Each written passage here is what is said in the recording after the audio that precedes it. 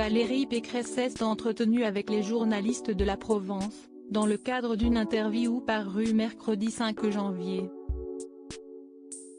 Dans les colonnes du journal, la candidate LR des élections présidentielles de 2022 n'a pas mâché ses mots sur la sécurité, allant jusqu'à emprunter une expression de Nicolas Sarkozy qui avait choqué la France en 2005.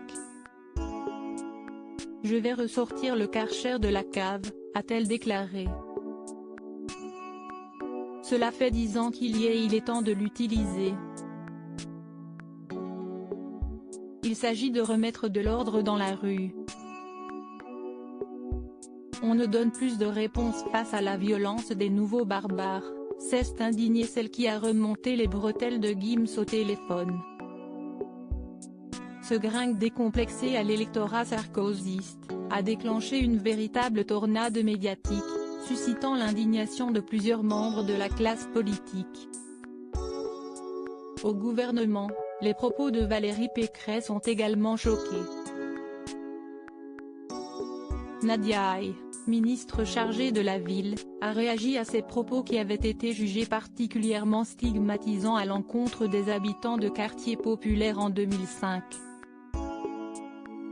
Ça m'a fait bondir en tant que ministre, en tant que citoyenne.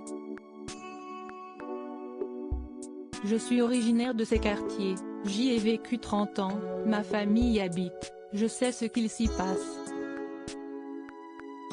Je vois le décalage entre ces promesses et la réalité, a-t-elle déclaré au HuffPost. Une campagne présidentielle sous le signe de l'outrage intentionnel? Ce Karcher, si estime Nicolas Sarkozy qui l'avait évoqué en premier, il y a 17 ans. En 2005 à La Courneuve, Seine-Saint-Denis, un enfant de 11 ans avait perdu la vie à la suite d'une balle perdue tirée lors de violences urbaines. Le lendemain, Nicolas Sarkozy, alors ministre de l'Intérieur sous le gouvernement de Jacques Chirac, s'était rendu dans la ville du drame, à la cité des 4000. On va nettoyer la cité des 4000 au Karcher, avait déclaré l'ancien ministre dorénavant condamné pour détournement de fonds. À l'époque, toute une tranche de la classe politique et de la population française résidente des quartiers populaires. Ce propos choc arrive au lendemain d'une autre déclaration controversée, servie par Emmanuel Macron qui avait affirmé avoir très envie d'emmerder les non-vaccinés.